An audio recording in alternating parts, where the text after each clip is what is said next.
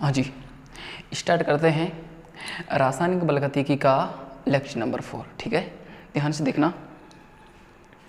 रासायनिक बलगतिकी का जो लेक्चर नंबर 4 होगा उसको देखो उससे पहले एक बार थोड़ा सा रिवाइज कर लो कि लेक्चर नंबर 3 में आपने पढ़ा था, 2 ही टॉपिक पढ़े थे, 2 टॉपिक क्या क्वेश्चन किए थे और एक टॉपिक पढ़ा था प्रथम कोटि अभिक्रिया के लिए अंतराल समीकरण।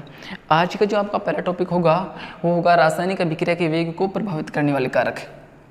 आज का जो पहला टॉपिक है आपका वो है रासायनिक अभिक्रिया के वेग को प्रभावित करने वाले कारक। रासायनिक अभिक्रिया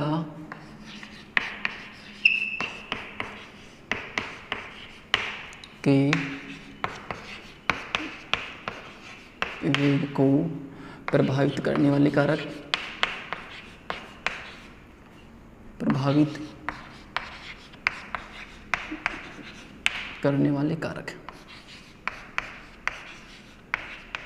ठीक है भाई, कि रासायनिक अभिक्रिया को कौन कौन से कारक हैं जो प्रभावित कर सकते हैं उनकी हम स्टडी करेंगे। देखो, जब आपने रासायनिक बलगतिकी की परिभाषा पढ़ी थी उस समय क्या बोला था कि रासायनिक बलगतिकी क्या होती है। रासायनिक बलगतिकी भौतिक रसायन विज्ञान की वो शाखा होती है जिसमें आप क्या करते हैं, रासायनिक अभिक्रिया के वेग और वेग को प्रभावित करने वाले कारकों को पढ़ते हैं। ठीक है भाई, तो जो सबसे पहला कारक है रासायनिक अभिक्रिया के वेग को प्रभावित करने वाले कारकों में वो है आपकी सांद्रता। ये जो सांद्रता है वो रासायनिक अभिक्रिया के वेग को कैसे प्रभावित करती है।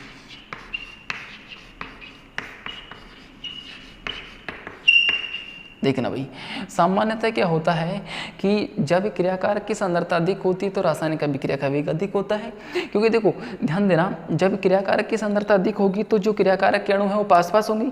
अगर पास पास होंगे तो उनमें होने वाले टक्करों की संख्या बढ़ जाएगी और क्रियाकारक के अणुओं के मध्य अगर होने वाले टक्करों की संख्या बढ़ गई तो रासायनिक अभिक्रिया का वेग भी बढ़ जाएगा। ठीक है भाई, तो सिंपल यहाँ बोल सकते हैं कि रासायनिक अभिक्रिया के वेग का मान रासायनिक अभिक्रिया के वेग का मान सांद्रता बढ़ाने पर बढ़ता है,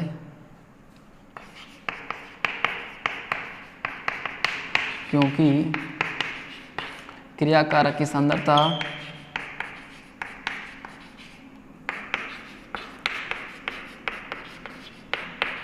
अधिक होने पर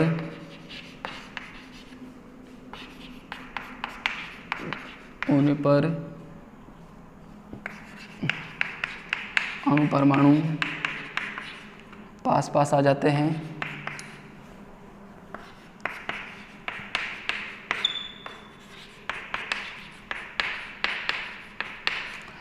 हैं, जिससे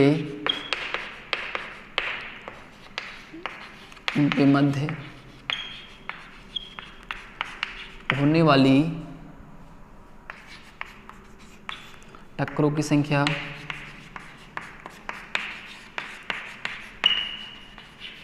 बढ़ जाती है। वह रासायनिक अभिक्रिया का वेग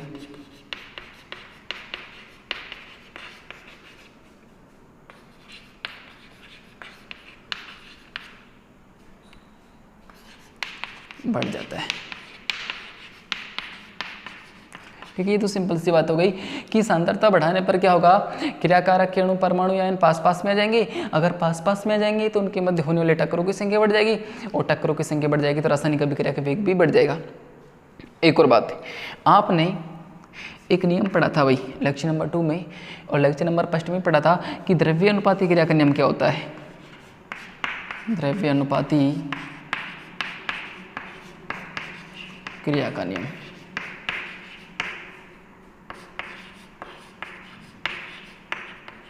देखो द्रव्यानुपाती क्रिया का नियम यही बोलता है कि रासायनिक अभिक्रिया का जो वेग है क्रियाकारकों के सक्रिय द्रव्यमान के समानुपाती होता है।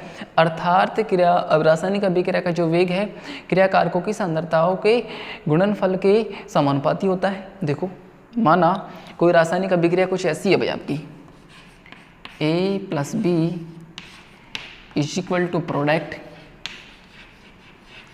तो द्रव्य अनुपाती क्रिया के नियम के अनुसार रासायनिक अभिक्रिया का जो वेग होगा वो कुछ ऐसा होगा।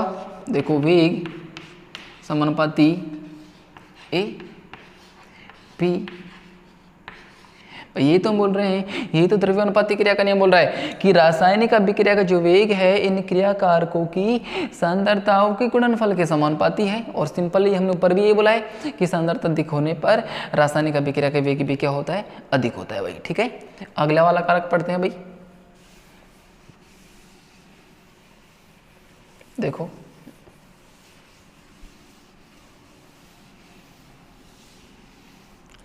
अगले वाले कारक की बात करें तो वो है आपका ताप।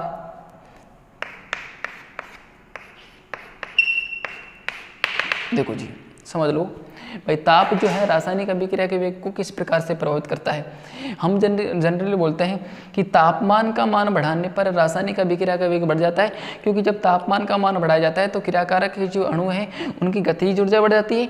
अगर ऊर्जा बढ़ जाएगी तो उनके होने वाले टक्करों की संख्या बढ़ जाएगी, और होने वाले टक्करों की संख्या बढ़ जाएगी तो रासायनिक अभिक्रिया का वेग भी क्या होगा, बढ़ जाएगा। ठीक है जी, तो सिंपल देखो, हम बोलते हैं कि जब रासायनिक अभिक्रिया का ताप बढ़ाया जाता है तो क्रियाकारक की अणु की गतिज ऊर्जा बढ़ जाती है। क्रियाकारक के अणुओं की गतिज ऊर्जा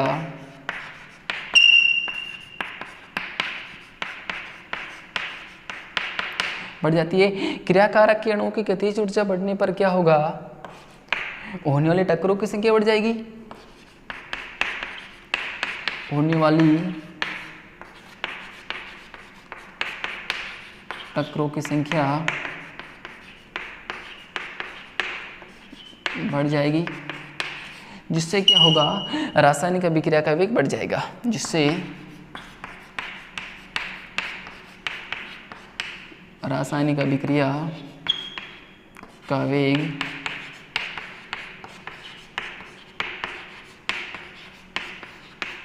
ठीक है भाई। सिंपल हम क्या बोल सकते हैं कि ताप को बढ़ाने पर रासायनिक अभिक्रिया का वेग बढ़ जाता है, क्योंकि तापमान बढ़ाने पर क्या होता है, क्रियाकारक की अणु की गतिज ऊर्जा बढ़ जाती है, जिससे होने वाले टक्करों की संख्या बढ़ जाएगी। अगर होने वाले टक्करों की संख्या बढ़ जाएगी तो रासायनिक अभिक्रिया का वेग बढ़ जाएगा। अब देखो, इसी में एक नोट डाल के लिखो आप। वो नोट ये है कि रासायनिक अभिक्रिया का जब ताप 10 डिग्री सेल्सियस तक बढ़ा दिया जाता है तो वेग 2 से 3 गुना तक बढ़ जाता है। तो हम लिख सकते हैं अभिक्रिया का ताप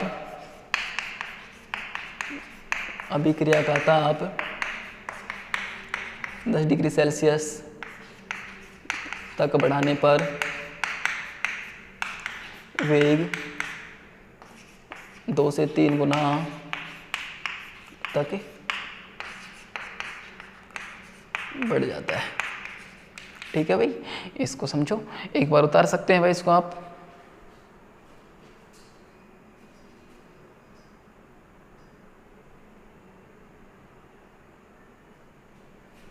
ठीक है, आगे चलो भाई।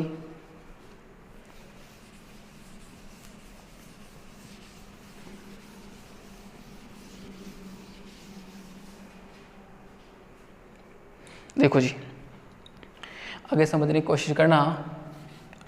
आगे वाला है आपका क्रियाकारक और उत्पाद की प्रकृति। क्रियाकारक एवं उत्पाद।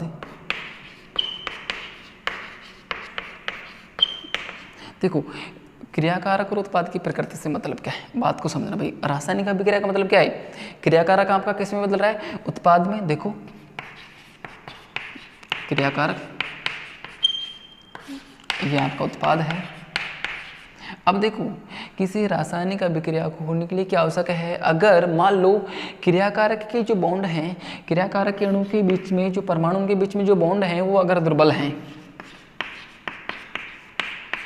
और उत्पाद के जो बनने वाले बंध हैं वो प्रबल हैं, तो होता क्या है, रासायनिक अभिक्रिया का वेग बढ़ जाता है। तो हम सिंपल बोल सकते हैं, अगर क्रियाकारक के अणुओं के बीच में बनने वाले जो बॉन्ड बने हैं, जो बॉन्ड दुर्बल हैं, और उत्पाद के जो बनने वाले बंध प्रबल होते हैं, तो रासायनिक अभिक्रिया का वेग अधिक होता है। ठीक है जी, आगे चलते हैं।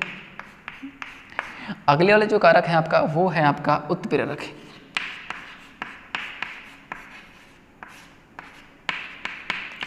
देखो सबसे पहले तो ये समझो आपकी उत्प्रेरक क्या होते हैं। आपने पढ़ा था भाई पहले 10वीं क्लास में कि उत्प्रेरक क्या होते हैं। उत्प्रेरक वे पदार्थ होते हैं जो रासायनिक अभिक्रिया के वेग को बढ़ा देते हैं।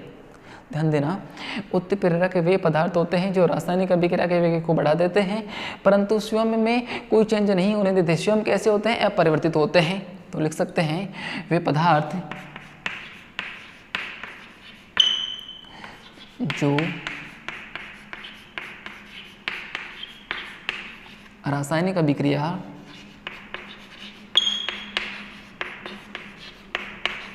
के वेग को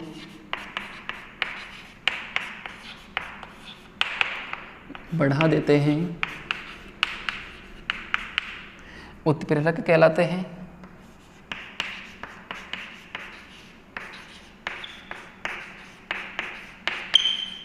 ठीक है भाई, वे पदार्थ जो रासायनिक अभिक्रिया के वेग को बढ़ा देते हैं क्या कहलाते हैं? उत्प्रेरक कहलाते हैं। अब सवाल आपका ये है कि उत्प्रेरक जो हैं रासायनिक अभिक्रिया के वेग को बढ़ाते कैसे हैं? तो एक बात ध्यान रखना, उत्प्रेरक क्या करते हैं? रासायनिक अभिक्रिया की एक्टिवेशन एनर्जी सक्रियण ऊर्जा को कम कर देते हैं जिससे रासायनिक अभिक्रिया का वेग बढ़ जाता है। तो हम लिख सकते हैं उत्प्रेरक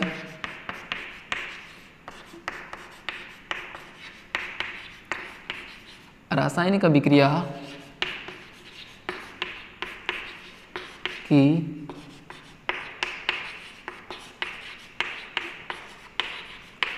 सक्रियण ऊर्जा को कम कर देते हैं जिससे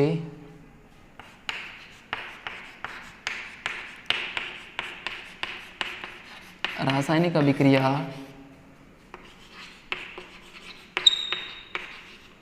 का वेग बढ़ जाता है। ठीक है भाई, उत्प्रेरक क्या करते हैं? जो रासायनिक अभिक्रिया की सक्रियण ऊर्जा को कम कर देते हैं और अगर रासायनिक अभिक्रिया की सक्रियण ऊर्जा कम हो गई, एक्टिवेशन एनर्जी कम हो गई तो रासायनिक अभिक्रिया के वेग भी क्या होगा? बढ़ जाएगा। ठीक है भाई, आगे देखो एक बार और इसी को देखो कि उत्प्रेरक जो हैं इस एक्टिवेशन एनर्जी को कम कैसे करते हैं। इसके लिए ग्राफ देखो भाई,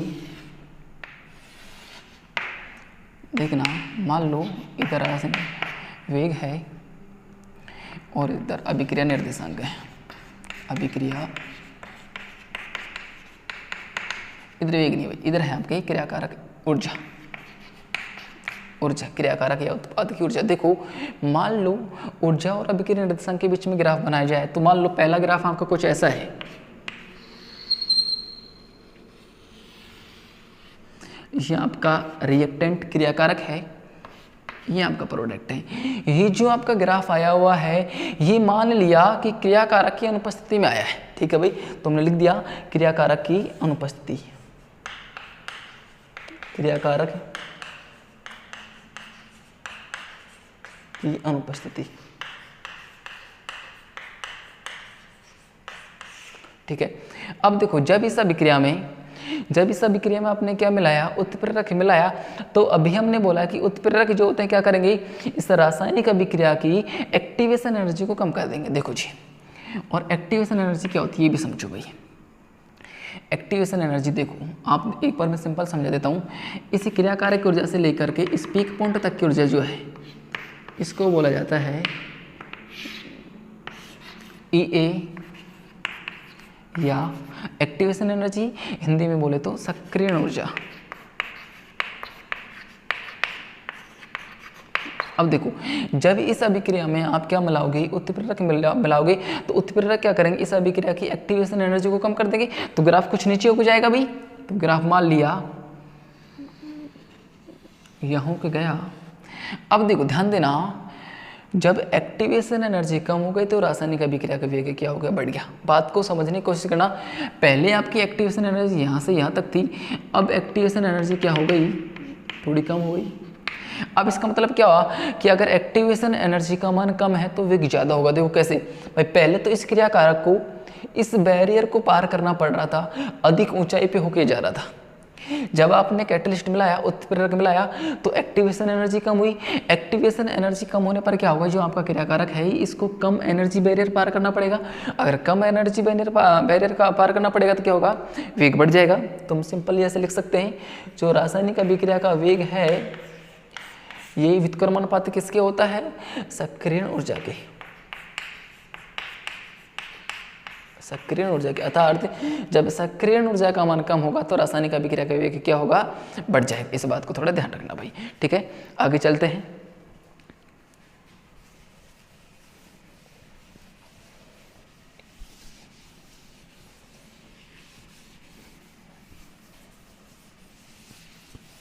देखो जी, आगे है आपका चौथा टॉपिक जो है इसी का, वो है आपका विकिरण का प्रभाव।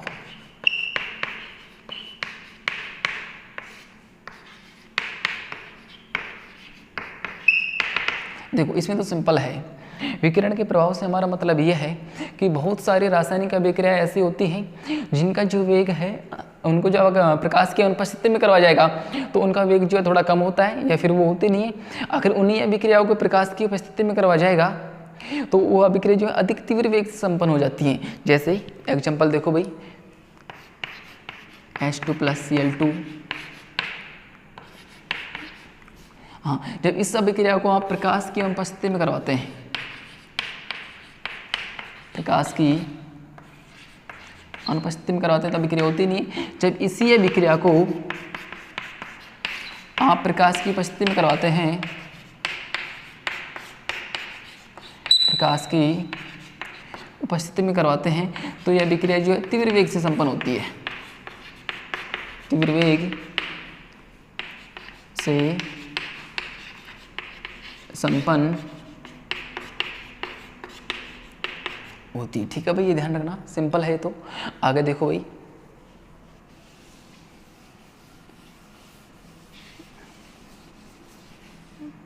आगे है क्रियाकारक का पृष्ठीय क्षेत्रफल। क्रियाकारक का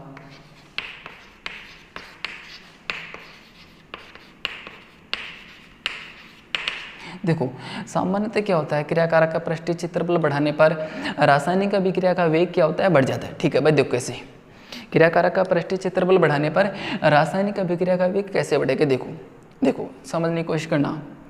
मान लो आपने एक लकड़ी का ब्लॉक लिया इतना बड़ा,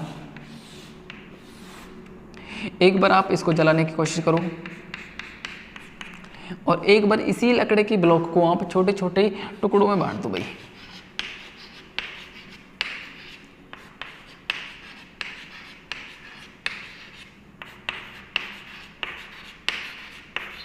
और एक बार इन छोटे छोटे टुकड़ों को आप जलाने की कोशिश करो, तो होगा क्या, बताओ कौन सा जल्दी जलेगा भाई। ऑब्वियसली ये जल्दी जलेगा। क्यों? क्योंकि इन छोटे छोटे टुकड़ों का जो टोटल पृष्ठीय क्षेत्रफल है इसकी तुलना में, इसके पृष्ठीय क्षेत्रफल की तुलना में बहुत अधिक है। तो रासायनिक अभिक्रियाओं में भी सामान्यतः ये होता है कि जब एक क्रियाकारक का पृष्ठीय क्षेत्रफल बढ़ जाता है, कब, जब उस क्रियाकारक को हम बारीक पाउडर के रूप में ले लेते हैं, और जब क्रियाकारक को बारीक पाउडर के रूप में ले लेते हैं तो उसका रासायनिक वेग क्या होता है, बढ़ जाता है। तो हम लिख सकते हैं, जब क्रियाकारक का पृष्ठीय क्षेत्रफल अधिक होता है, तो रासायनिक अभिक्रिया का वेग, रासायनिक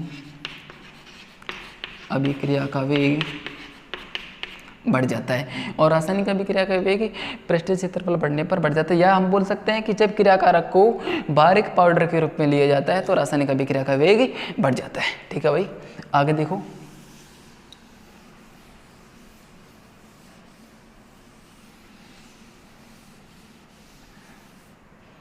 देखना जी ध्यान से। आगे वाला जो टॉपिक है वो है माध्यम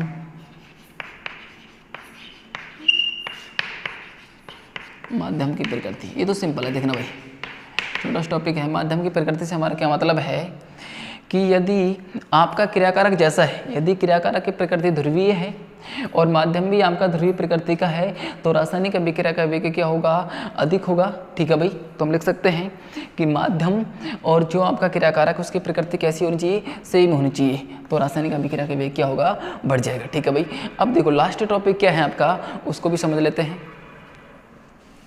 ठीक है भाई, ये आपका खत्म हो गया कि वेग को प्रभावित करने वाले कारकों में कौन कौन से कारक थे, वो आपने पढ़ ली भाई। ताप था, सांद्रता थी, उत्प्रेरक था, विकिरण का प्रभाव था, ये कुछ ऐसे टॉपिक थे।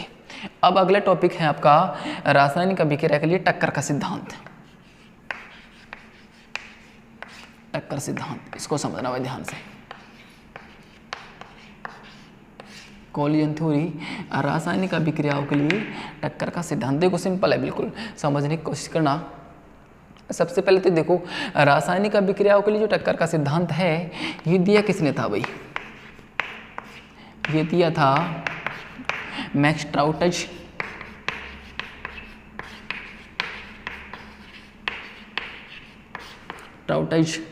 तथा विलियम लेविस ने।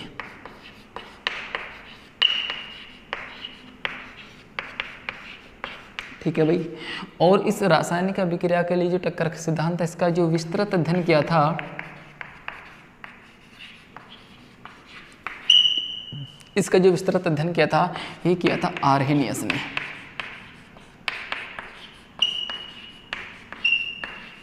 ठीक है भाई, ये बात तो समझ गए होंगे कि टक्कर सिद्धांत जो है रासायनिक अभिक्रियाओं के लिए दिया किसने था, मैक्स ट्राउटज और विलियम लेविस ने, और इसका विस्तृत अध्ययन किसने किया था, आर्हेनियस ने किया था। अब देखो इसमें होता क्या भाई, टक्कर सिद्धांत बताता क्या है कि टक्कर सिद्धांत के अनुसार किसी रासायनिक अभिक्रिया को होने के लिए, अब देखो रासायनिक अभिक्रिया होने का मतलब है किसी क्रियाकारक का उत्पाद में बदलना, तो रासायनिक अभिक्रिया को होने के लिए क्या कंडीशन रिक्वायर्ड है, ये बताई थी इन्होंने कि किसी रासायनिक अभिक्रिया को होने के लिए क्या आवश्यक है, उन क्रियाकारक के अणुओं के बीच में टक्कर होना आवश्यक है। तो हम लिख सकते हैं इस सिद्धांत के अनुसार, इस सिद्धांत के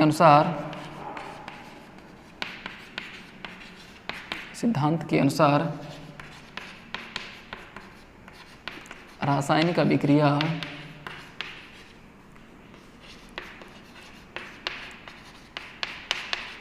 होने के लिए आवश्यक है कि क्रियाकारक के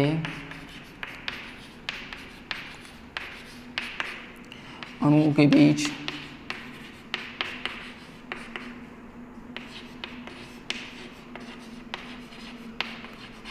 प्रभावी टक्कर हो। अब देखो क्रियाकारक के अणुओं के बीच में अगर प्रभावी टक्कर होगी तो जिससे क्या होगा, वे अपनी ऊर्जा का आदान प्रदान कर लेंगे। प्रभावी टक्कर हो जिससे वे अपनी ऊर्जा का आदान प्रदान कर सके। ठीक है भाई, अगर क्रियाकारक के अणुओं के बीच में क्या होगी, प्रभावी टक्कर होगी, टक्कर होगी तो क्या होगा, वे आपके अणु क्या करेंगे, ऊर्जा का आदान प्रदान कर लेंगे। ठीक है, आगे देखो भाई,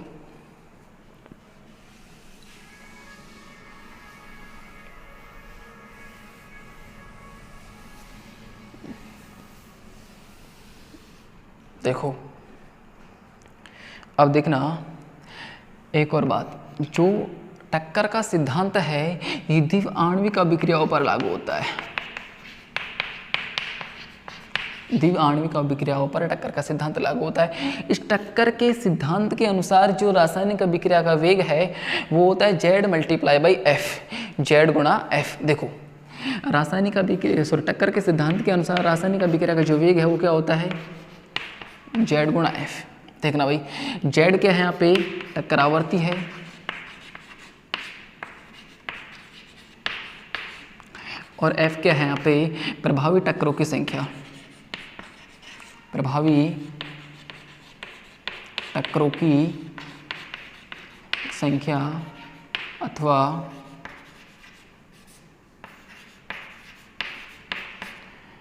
अणुओं का वह भाग जो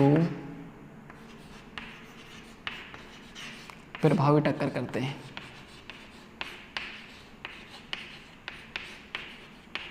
ध्यान रखना भाई, टक्कर का सिद्धांत जो है द्विआण्विक अभिक्रियाओं पर लागू होता है। टक्कर के सिद्धांत के अनुसार रासायनिक अभिक्रिया का वेग क्या होगा, Z multiply by F. Z क्या है, टक्कर आवर्ती, और F क्या है, प्रभावी टक्करों की संख्या या अणुओं का वह भाग जो प्रभावी टक्कर करते हैं। अब देखो ध्यान देना भाई, ये हमारा Z या टक्कर आवर्ती क्या है, इसको समझो भाई। टक्कर आवर्ती क्या है, टक्कर आवर्ती का मतलब है क्रियाकारक के अणु जो हैं 1 सेकंड में कितने टक्कर करते हैं। तो 1 सेकंड में होने वाली टक्करों की संख्या है, उसी को क्या बोल दिया जाता है, टक्कर आवर्ती बोल दिया जाता है। तो हम लिखेंगे क्रियाकारक के अणु के बीच में 1 सेकंड में होने वाली जो संख्या है टक्करों की, उसको क्या बोला जाता है, टक्कर आवर्ती। तो हम लिख सकते हैं 1 सेकंड में होने वाली टक्करों की जो संख्या वो टक्कर आवर्ती कहलाती है। और F क्या है, आपकी प्रभावी टक्करों की संख्या। अब देखो कोई भी क्रियाकारक, ध्यान रखना प्रभावी टक्कर का मतलब क्या है, कोई भी क्रियाकारक उत्पाद में तभी बदलेगा जब क्रियाकारक के जो अणु प्रभावी टक्कर करें। देखो प्रभावी टक्कर होने से मतलब है एक इफेक्टिव टक्कर होनी चाहिए। मतलब जैसे मान लो ये चौक हैं, प्रभावी टक्कर का मतलब क्या है, एक तो ये चौक जो है आपस में साइड बाई साइड टक्कर करके निकल जाने का कोई मतलब नहीं है। प्रभावी टक्कर का मतलब है दो अणु बिल्कुल आमने सामने होने चाहिए इस प्रकार से, तभी वो टक्कर जो है क्या मानी जाएगी, प्रभावी टक्कर मानी जाएगी। और तभी जो है आपका कोई क्रियाकारक जो है प्रोडक्ट में बदल सकता है। ये प्रभावी टक्कर है आपकी भाई, ठीक है। आगे देखो,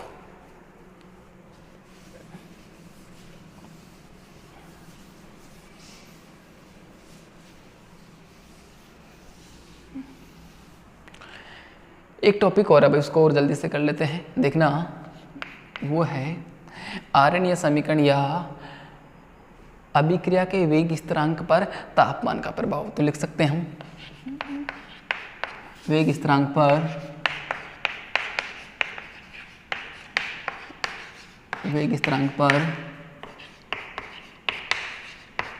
ताप का प्रभाव, इसी को बोला जाता है आर्हेनियस समीकरण।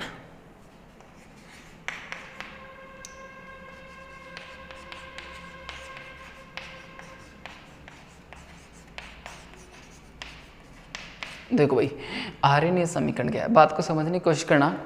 अभी आपने क्या पढ़ा था, अभी आपने पढ़ा था कि तापमान का मान बढ़ाने पर रासायनिक अभिक्रिया का वेग बढ़ता है और ताप बढ़ाने पर वेग स्थिरांक का मान भी बढ़ जाता है। देखो कैसे, आर्हेनियस ने एक इक्वेशन दी थी, वो थी k इज इक्वल टू ए की पावर ये था e की पावर माइनस का ई ए अपॉन आर टी। के यहाँ पे क्या है, वेग स्थिरांक है, ए आवर्ती गुणांक है,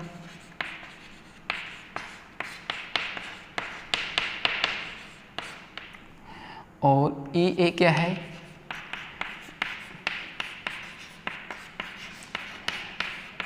सक्रियण ऊर्जा है, आर आपका कांस्टेंट है 8.314 जूल पर केल्विन पर मोल। और यहाँ पे जो एक्टिवेशन एनर्जी है इसको भी जूल पर मोल में लेना है भैया ना, ठीक है। और टी यहाँ पे क्या है, तापमान है, इसको भी केल्विन में लेना है। देखो जी मेरी बात को समझने की कोशिश करना, वेग स्थिरांक पर तापमान के प्रभाव को आर्हेनियस ने समझा था, इस कारण से इसको क्या बोल दिया जाता है, आर्हेनियस समीकरण बोल दिया जाता है, ठीक है। इसका समीकरण क्या था, ए इक्वल टू ए की पावर माइनस का ए बाई आर टी।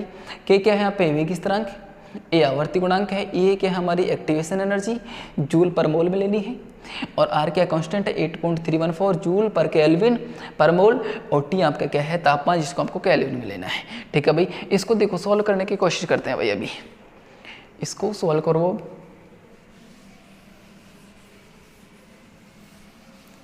देखो क्या था भाई आपका इक्वेशन, क्या थी, के इक्वल टू ए की पावर माइनस का ए बाई आर टी। समीकरण एक दे दो उसको नाम। अब क्या करो, समीकरण एक के दोनों तरफ लॉग ले लो भाई, आप लिख सकते हैं दोनों तरफ लॉग लेने पर क्या जाएगा, देखो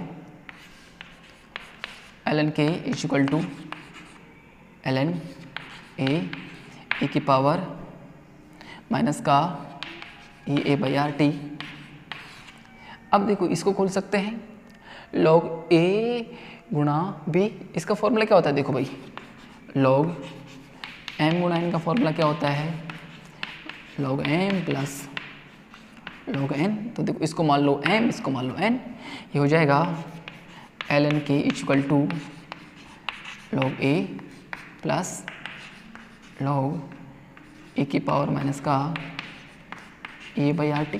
ठीक है, अब क्या फॉर्मूला लगा सकते हैं यहाँ पे, log m की बेस n, ये क्या होता है n log m। देखो फॉर्मूला क्या लग जाएगा, ln m की बेस में n क्या होता है n ln m, ये वाला फॉर्मूला लगा दो भाई, माइनस का ए बाई आर टी आगे आ जाएगा, ये हो जाएगा ln k equal to ln a minus का ए बाई आर टी, तो आगे आ गया, ये बच्चा ln e। और log e जो है, log e का मान कितना होता है, 1 होता है, तो यहाँ से क्या आ जाएगा log k equal to ln a minus का ए बाई आर टी। ठीक है भाई, आगे सॉल्व करो, देखो क्या सकते हैं, देखो log ln का मतलब log e की बेस में है, ये log k equal to log a minus का ए बाई आर टी। अब एक बात ध्यान रखना, अगर log e को log 10 की बेस में चेंज करना चाहेंगे तो इसको 2.303 से मल्टीप्लाई करेंगे, तो हम लिख सकते हैं, देखो log e इक्वल टू होता है 2.303 log 10, लिख दो भाई, देखो 2.303 log 10 के बराबर 2.303 log 10 to base a minus का a बाई आर टी। अब क्या करो, इस समीकरण में 2.303 का भाग दे दो। देखो भाई, अगर इस पूरे के पूरे समीकरण में 2.303 का भाग देंगे तो क्या आएगा, log 10 टू बेस k बराबर log 10 to base a minus का ए बाई आर टी। इसको देखो समीकरण नंबर 2। अब देखो आपको अलग अलग कंडीशन मान के चलनी पड़ेंगी भाई, बात को समझने की कोशिश करना, आपको अलग अलग ही कंडीशन मान के चलेंगी, उसको अभी देखेंगे। एक बार इसको आप यहाँ तक देखो उतार सकते हैं भाई, है ना। ठीक है, अब देखो एक बार आगे,